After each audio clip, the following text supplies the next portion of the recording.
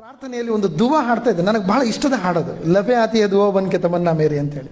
So ಆ ಹಾಡನ್ನು ಪ್ರಸ್ತುತಪಡಿಸಿ ನನ್ನ ಮಾತನ್ನು ಮುಗಿಸ್ತೇನೆ. ಭಾಳ ಸುಂದರವಾದ ಸಂದೇಶ. ನನಗೆ ಆ ಸಂದೇಶ ಮತ್ತು ಅದರಲ್ಲಿರ್ತಕ್ಕಂಥ ಅರ್ಥದ ಕಾರಣಕ್ಕಾಗಿಯೇ ನನಗೆ ಹಾಡು ಭಾಳ ಇಷ್ಟ. ಲಪೆ ಆತಿ ಹೇ ದುವಾ ಬನ್ಕೆ ತಮನ್ನಾ ಮೇರಿ, जिंदगी शम्म की सूरत हो खुदाया मेरी, लपे आती है दुआ बन के ತಮನ್ನಾ ಮೇರಿ. ಇದರ ಅರ್ಥ, ನನ್ನ ಮನಸ್ಸಿನ ಆಸೆಗಳು ಪ್ರಾರ್ಥನೆಯಾಗಿ ನನ್ನ ತುಟಿಗಳ ಮೇಲೆ ಬರ್ತಾ ಇದೆ ಅಂತ ಅರ್ಥ. ಹೋ ಮೇರೆ ದಮ್ ಸೆ ಯೂ ಹಿ ಮೇರೆ ವತನ್ ಕೆ ಝೀನತ್, जिस तरह फूल से होती है चमन की ज़ीनत.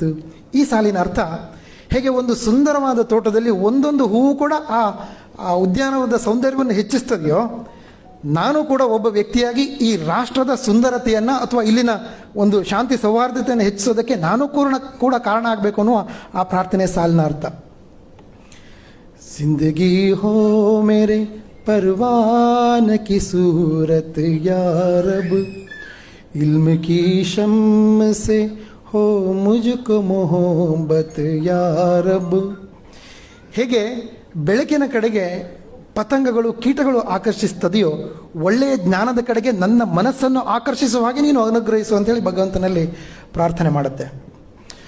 हो मेरा काम गरीबों की हिमायत करना, दर्दमंदों से ज़ईफ़ों से मोहब्बत करना. ನಾನು ಎಂಥ ಕೆಲಸ ಮಾಡುವಂಥವನಾಗಬೇಕು? ಗರೀಬೋಕಿ ಹಿಮಾಯತ್ ಕರ್ನ, ಬಡವರಿಗೆ ಅವರಿಗೆ ಒಳ್ಳೆಯದನ್ನು ಮಾಡ್ತಕ್ಕಂಥ ಕೆಲಸ ನನ್ನಿಂದಾಗಲಿ. ದರ್ದು ಬಂದು, ಯಾರು ನೋವಿನಲ್ಲಿದ್ದಾರೋ, ಯಾರು ಕಷ್ಟದಲ್ಲಿದ್ದಾರೋ ಅವನಿಗೆ ಸ್ಪಂದಿಸುವಂಥ ಮನಸ್ಸು ವ್ಯಕ್ತಿ ನಾನಾಗಲಿ ಅಂಥೇಳಿ ಪ್ರಾರ್ಥನೆಯನ್ನು ಮಾಡ್ತದೆ. ಕೊನೆಯಲ್ಲಿ ಮೇರೆ ಅಲ್ಲಾ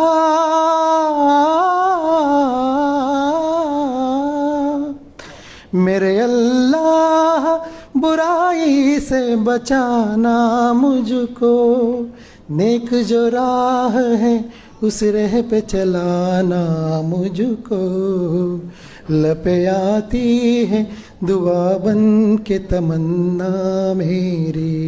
ಭಗವಂತ, ನನ್ನನ್ನು ಯಾವೆಲ್ಲ ಕೆಟ್ಟ ಮಾರ್ಗಗಳಿದ್ದಾವೋ, ನನ್ನನ್ನು ಕೆಟ್ಟ ದಾರಿ ಕಡೆ ಕರ್ಕೊಂಡು ಹೋಗ್ತದೆಯೋ ಅಂಥ ಎಲ್ಲ ಕೆಟ್ಟ ದಾರಿಯಿಂದ ನನ್ನ ಕೆಟ್ಟ ದಾರಿಗೆ ಹೋಗದಿದ್ದಾಗೆ ನೀನೇ ನನ್ನ ಕಾಪಾಡು ಅಂತ, ಒಳ್ಳೆಯ ದಾರಿ ಯಾವುದಿದೆಯೋ ಅಂಥ ಸನ್ಮಾರ್ಗದ ಕಡೆಗೆ ನನ್ನನ್ನು ನಡೆಸು ಅಂತ ಹೇಳಿ ಆ ಪ್ರಾರ್ಥನೆ ಹಾಡುತ್ತೆ.